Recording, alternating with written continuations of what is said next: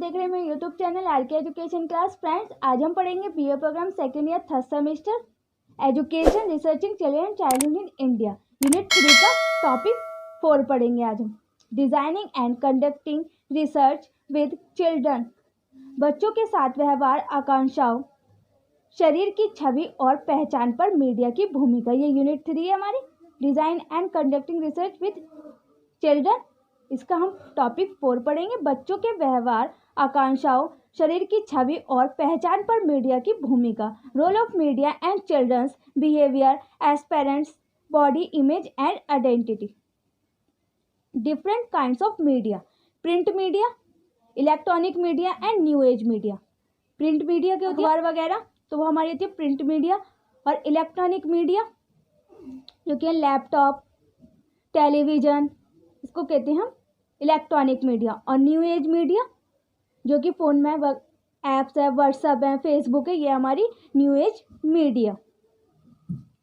Children use of the media, बच्चे जो media को यूज़ कर रहे हैं इसका मैं किस प्रकार कर रहे हैं। बच्चों का जीवन संचार माध्यमों जैसे परंपरागत टेलीविज़न से लेकर नए संचार माध्यमों जैसे आईपैड, टैबलेट, ऐप्स वाले मोबाइल और सामाजिक जनसंचार माध्यमों से महत्वपूर्ण रूप से प्रभावित हो रहा है। बच्चों का जो जीवन है वो परंपरागत रूप से जो टेलीविज़न और जो अब नए तरीके की न्यू एज मीडिया है जैसे कि लैपटॉप है, टैब है, आईपैड है, ऐप्स वाले मोबाइल हैं और सामाजिक जनसंचार के माध्यम से इफेक्टेड हो रहा है बच्चों का जीवन।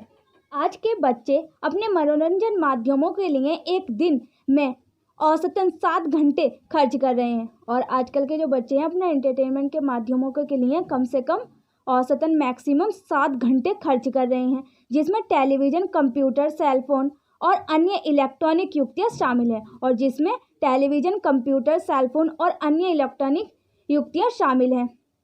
अध्ययन बताते हैं कि संचार माध्यमों का अधिकता से उपयोग बच्चों के ध्यान न लगने, विद्यालय की कठिनाइयों और नींद तथा खाने के विकार और अधिक मोटापे की समस्या उत्पन्न करता है। और ये इलेक्ट्रॉनिक मीडिया में बच्चों का ज़्यादा ध्यान देना उनकी पढ़ाई में मन न लगना और मोटापे का अधिक शिकार बनाता है। और आजकल तो जो वो पेरेंट्स है वो खाना खाते समय भी बच्चों को कार्टून लगा के दे देते हैं कि वो उनसे बच्चे उस कार्टून को देखते हुए ही खाना खाते हैं।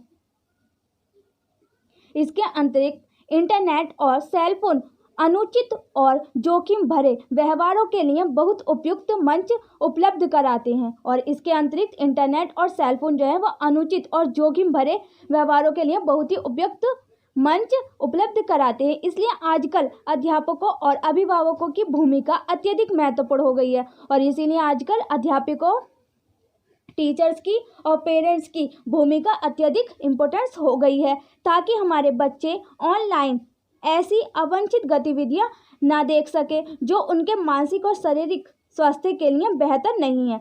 जिससे कि टीचर्स की और अभिभावकों की जो जिम्मेदारी है वो और भी ज़्यादा बढ़ गई है, इम्पोर्टेंस हो गई है, ताकि बच्चे जो है ऑनलाइन ऐसी अवांछित गतिविधियां ना देख सकें जिससे कि उनके मानसिक और शारीरिक स्वास्थ्य पर प्रभाव पड़े।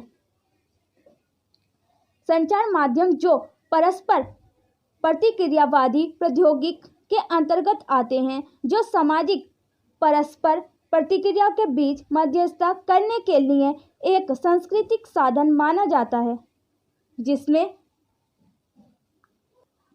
जिसमें वायोगोत्स्की का समाज सांस्कृतिक सिद्धांत समकालीन संप्रेषण अनुसंधानकर्ताओं के लिए तत्संबंधी बन जाता है। और संचार माध्यम जो कि परस्पर प्रतिक्रियावादी प्रौद्योगिकी के अंतर्गत आते हैं, जो कि सामाजिक परस्पर प्रतिक्रिया के बीच मध्यस्थता करने के लिए एक सांस्कृतिक साधन माना जाता है, और जिसमें सामाजिक संस्कृति सिद्धांत समकालीन संप्रेषण अनुसंधानकर्ताओं के लिए तत्संबंधी बन जाता है।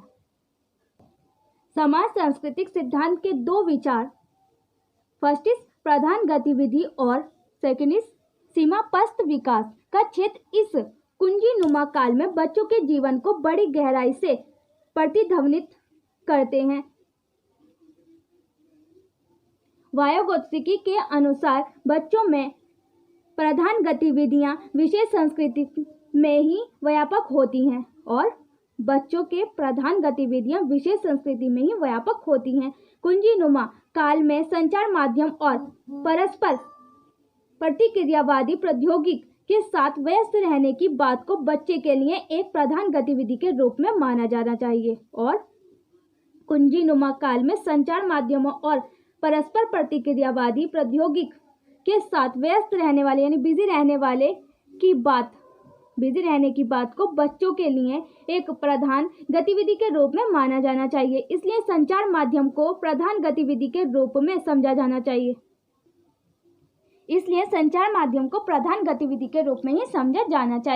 जो बच्चों तथा उनके व्यापक सांस्कृतिक परिवेश को प्रभावित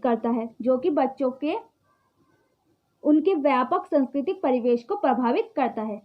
सीमापस्त विकास का क्षेत्र जीपीडी का विचार इस बात की व्याख्या करता है। सीमापस्त विकास का क्षेत्र इस बात की व्याख्या करता है कि एक बच्चा दूसरे बच्चे को देखकर किस तरह सीखता है। और सीमापस्त विकास का क्षेत्र इस बात की व्याख्या करता है कि एक बच्चा दूसरे बच्चे को देखकर किस प्रकार से वो सीखता है। जेडपीडी अधिक विशेषगत प्राप्त वयस्कों के मार्गदर्शन में बच्चों के वास्तविक विकास के स्तर और उसके विकास के अंतर्निहित स्तर के बीच की दूरी है। और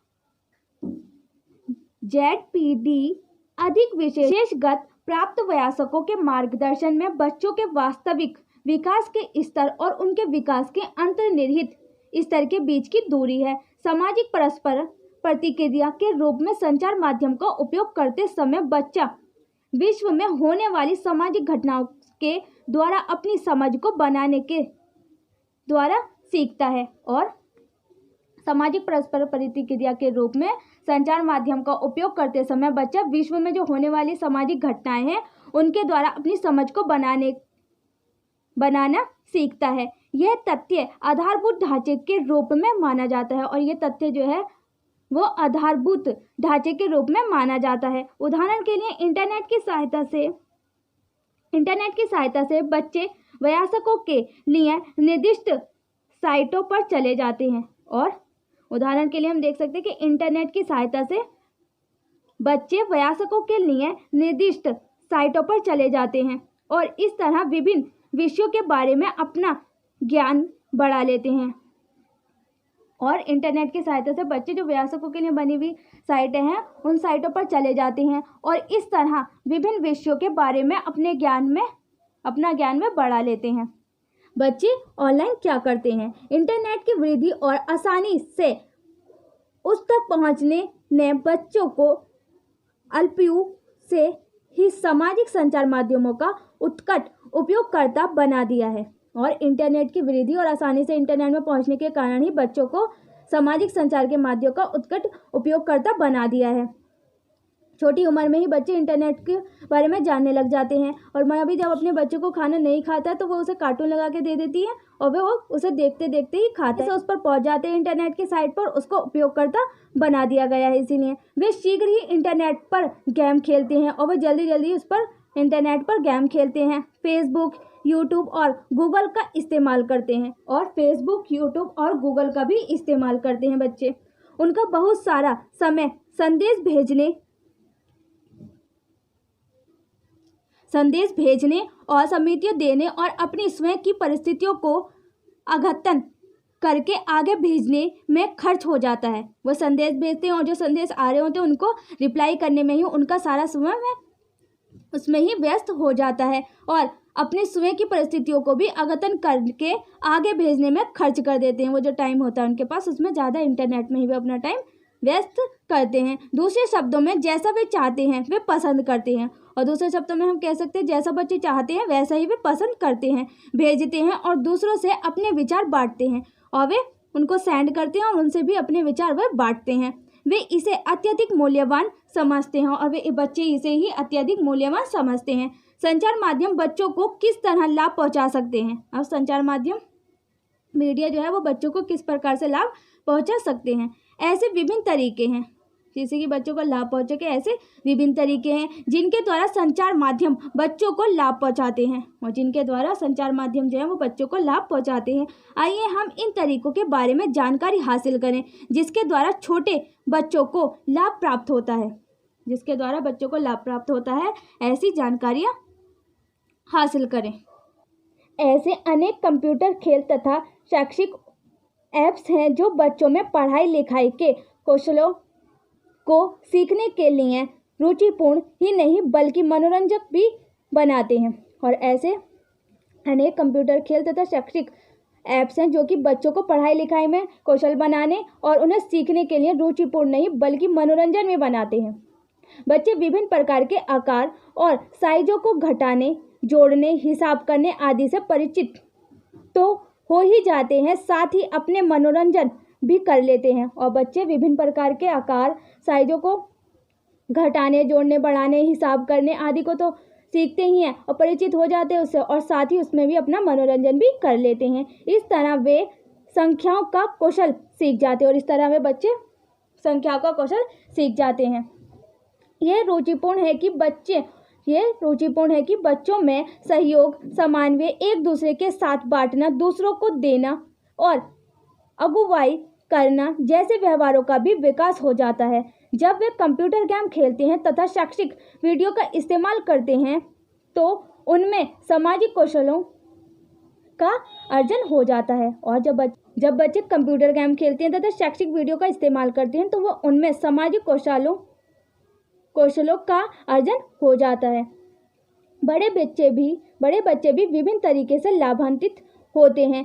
ऐसे बच्चों में अपनी आयु के अनुसार विभिन्न ऐप्स और गेम के द्वारा समालोचनात्मक सोच, विचार करने और समस्या समाधान करने का कौशल आ जाता है। अध्यापक को स्वयं को इस प्रकार की प्रौद्योगिक विकास की जानकारी रखने की आवश्यकता होती है और इस बारे में अध्यापक को स्वयं खुद भी इस प्रकार की प्रौद्योगिक विकास की जानकारी रखने की आवश्यकता होती है। वे पारिवारिक मूल्यों से अवगत होते हैं और धीरे धीरे अन्य लोगों की आवश्यकता और हितों को देखकर अपनी ज़रूरतों के प्रति स्वयं ही समायोजन और अनुकूलन सीख जाते हैं। यह अनेक प्रकार के गेम और प्रश्नोत्तरों के द्वारा संभव होता है क्विज के द्वारा संभव होता है जो शैक्षिक ऐप्स के रूप में उपलब्ध होते हैं। ऐसे भी ऐप्स हैं जो सृजनात्मक सोच को विकसित करने वाले पाए गए हैं और ऐसे भी कई ऐप हैं जो कि सृजनात्मक सोच को विकसित करने वाले पाए गए हैं। ये बच्चों के उर्वरक दिमाग में विभिन्न प्रकार के कल्पनात्मक दृश्यों को विकसित महत्वपूर्ण रूप से प्रेरित करते हैं। अध्यापक को केवल सृजनात्मक कला, मिट्टी प्रतिरूपण, ग्राफिक्स और डिज़ाइन बनाने में बस एक चिंगारी जलाने की आवश्यकता होती है और बच्चे को सिखाने के लिए सिर्फ सृजनात्मक कला, मिट्टी प्रतिरूपण, ग्राफिक्स और डिज़ाइन बनाने में बस एक चिंगारी जलाने की आवश्यकता होती है। किशोरों को भी इससे अनेक तरह के लाभ होते हैं। वे सामाजिक कौशलों का विकास करते हैं और ऑनलाइन शिष्टाचार सीखते हैं। जो किशोर हैं वे सामाजिक कौशलों का विकास करते हैं और ऑनलाइन शिष्टाचार सीखते हैं जो उनको लोगों और संगठनों के साथ व्यवहार करने में सहायता करता है। जो सीखते हैं वो उनको लोगों और संगठनों के साथ व्यवहार करने में सहायता करता है। इससे उनको अपने भविष्य के व्यवसायों के लिए विभिन्न प्रकार की जानकारी प्राप्त होती है और वयस्कों को भी, किशोरों को भी जो वो अपना भविष्य में व्यवसाय करना चाहते हैं उनके लिए भी विभिन्न प्रकार की जानकारी प्राप्त होती है। जैसे एक विद्यार्थी जो विभिन्न प्रकार की प्रतिस्पर्धात्मक परीक्षाओं की तैयारी करना चाहता है, जैसे कि एक विद्यार्थी जो है वो विभिन्न प्रकार की प्रतिस्पर्धात्मक परीक्षाओं की तैयारी करना चाहता है, उसे बहुत सी वेबसाइट मिल जाती हैं। अगर कोई बच्चा है, कोई गवर्नमेंट तैयारी करना चाहता है तो उसके लिए भी उसको कई सारी ऐप मिल जाती हैं जो उसे परीक्षा की तैयारी करने में सहायता करती हैं, जो कि उसे उस परीक्षा की प्रिपरेशन करने में हेल्प करती हैं। विद्यार्थी जो गिटार बजाना सीखना चाहता है वे गिटार बजाने के लिए ऑनलाइन विभिन्न सामग्री प्राप्त कर सकता है और गिटार कैसे बजाना है सीख सकता है। अगर कोई बच्चा है जो गिटार बजाना सीखना चाहता है तो वे भी ऑनलाइन विभिन्न प्रकार के सामग्री प्राप्त कर सकता है और गिटार बजाना सीख सकता है। इससे अनेक सामान्य ज्ञान में भी वृद्धि और सुधार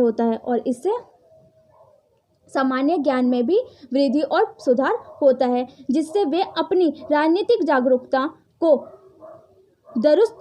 दुरुस्त कर सकते हैं जो प्रतिस्पर्धात्मक परीक्षाओं में उनकी व्यापक रूप से सहायता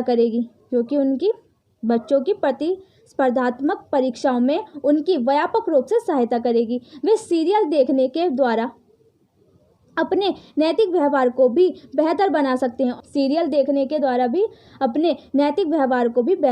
सकते हैं जो अच्छे मूल्यों को अपने अंदर निहित करने और उनके महत्व को समझाने पर जोर देता है। अच्छी वैल्यूज़ को अपने अंदर निहित करने और अनेक महत्व को समझने पर जोर देता है, अनेक महत्वों को समझाने पर भी जोर देता है। संचार माध्यमों में लिंग रूढ़िवादिता की रचना। संचार माध्यमों में लिंग रूढ़िवादिता के ब्यौरों में जाने के पूर्व यह उपयोगी है कि संचार माध्यमों में लिंग प्रदर्शित करने के तरीका का विश्लेषण किया जाए। निम्नलिखित प्रश्नों से हमें विज्ञापनों और टेलीविजन कार्यक्रमों में स्त्री और पुरुषों को प्रदर्शित करने में किए जाने वाले अंतरों पर ध्यान केंद्रित करने की सहायता मिलेगी। और संचार माध्यमों में लिंग रूढ़िवादिता के ब्यौरों में जाने से पूर्व यह उपयोगी है कि संचार माध्यमों में जो लिंग प्रदर्शित करने के तरीके का विश्लेषण किया जाए। निम्नलिखित प्रश्नों से हमें विज्ञापनों और टेलीविजन कार्यक्रमों में स्त्री और पुरुष को प्रदर्शित करने में किए जाने वाले अंतरों यानी भेदभाव पर ध्यान केंद्रित करने में सहायता मिलेगी। क्या संचार माध्यमों में महिलाओं और पुरुषों को बराबरी से प्रदर्शित किया जाता है या फिर संतुलन में विषमता होती है? क्या संचार माध्यमों में जो महिलाएं हैं और पुरुष हैं उनको इक्वल प्रदर्शित किया जाता है या फिर उनके संतुलन में विषमता होती है? क्या महिला रिपोर्टर अपना काम कुछ ही विषयों तक सीमित रखती हैं? क्या महिला रिपोर्टर जो हैं वो अपना काम कुछ ही विषयों तक सीमित रखती हैं? क्या परंपरागत स्त्रियां पुरुषों की भूमिका दर्शाते से भूमिकाएं दृढ़ता से स्थापित हो गई हैं? जैसे उदाहरण के लिए महिलाओं को घर के अंदर दिखाया जाता है और पुरुषों को घर के बाहर व्यवसाय करते हुए दिखाया जाता है। और उदाहरण के लिए हम समझ सकते हैं जैसे कि महिलाओं को तो घर के अंदर दिखाया जाता है लेकिन पुरुषों को घर से बाहर व्यवसाय करते हुए दिखाया जाता है। क्या स्वतंत्र और सक्रिय महिलाओं को महान महिलाओं के रूप में दिखाया जाता है? क्या जो स्वतंत्र महिलाएं और सक्रिय महिलाएं हैं उनको महान महिलाओं के रूप में दिखाया जाता है और अन्य महिलाओं को भावनात्मक और आज्ञाकारी महिलाओं के रूप में दिखाया जाता है? और जो अन्य महिलाएं हैं उनको भावनात्मक और आज्ञाकारी महिलाओं के रूप में दिखाया जाता है। क्या महिलाओं को प्राथमिक रूप से पुरुषों की इच्छा की वस्तु के रूप में प्रदर्शित किया जाता है? क्या महिलाओं को प्राथमिक रूप से पुरुषों की इच्छा की जो पुरुष की जो इच्छा है उसकी वस्तु के रूप में प्रदर्शित किया जाता है? घरेलू हिंसा से पीड़ित महिलाओं को किस तरह प्रदर्शित किया जाता है? और जो घरेलू हिंसा से पीड़ित है महिलाएं उनको किस तरह से प्रदर्शित किया जाता है? क्या महिलाओं का प्रतिदर्शन हमें उनके हितों, अभिव्यक्ति और व्यक्तित्व आदि के संदर्भ में विभिन्न आयामों को समझने में सहायता करती हैं? क्या संचार माध्यम के कार्यक्रम बहु सांस्कृतिक विषमता को प्रतिबंधित करते हैं? संचार माध्यम वास्तव में लिंग रूढ़िवादिता के बारे में सोचने के तरीके को निश्चित करने के लिए साधन के रूप में देखे जाते हैं। संचार माध्यम वास्तव में विभिन्न तरीके से रूढ़िवादिता को बढ़ावा देते हैं और जो संचार माध्यम जो है वो वास्तव में विभिन्न तरीकों से रूढ़िवादिता को बढ़ावा देते हैं। युवा लड़के और लड़कियां वही भूमिकाएं सीखते हैं और उनकी नकल करते हैं। और संचार मीडिया में जो दिखाया जाता है जो युवा लड़के और लड़कियां हैं वे उन्हीं भूमिकाओं को सीखते हैं और उनकी नकल करते हैं। जो वे टीवी प्रतिक्रियाओं और अखबारों में देखते हैं, जो कि वो टीवी पर और अखबारों में देखते हैं, वो उन्हीं की नकल करते हैं और उन्हीं को सीखते हैं। इसके अतिरिक्त इस धुंधली वास्तविकता में महिलाओं को अत्याधुनिक, पतली और आदर्श शारीरिक गणना वाली महिलाओं के रूप में प्रदर्शित किया जाता है।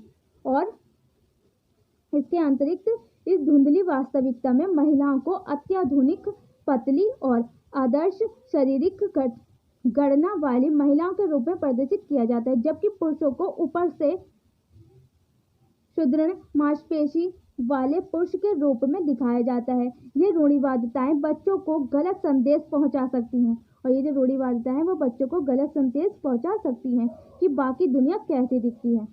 और ये रूढ़िवादिताएं बच्चों को गलत संदेश पहुंचा सकती हैं कि बाकी दुनिया कैसी दिखती है, क्योंकि जो बच्चे हैं वो युवा हैं, लड़के और लड़कियां, वो उन्हीं को जो वो अखबारों में, टीवियों में देखते हैं, वो उन्हीं को ही नकल करने लग जाते हैं। और इसके अंतर्गत महिलाओं को अत्यधिक पतली और आदर्श शारीरिक की गणना वाली को दिखाया जाता है, और पुरुषों को हट्टा-कट्टा मांसपेशी वाले पुरुष के रूप में दिखाया जाता है। ये रूढ़िवादिताएं बच्चों को गलत संदेश पहुंचाती हैं, और बाकी दुनिया कैसे दिखती है वे ऐसा ही सोचने लगते हैं कि बाकी दुनिया भी ऐसे ही दिखती है।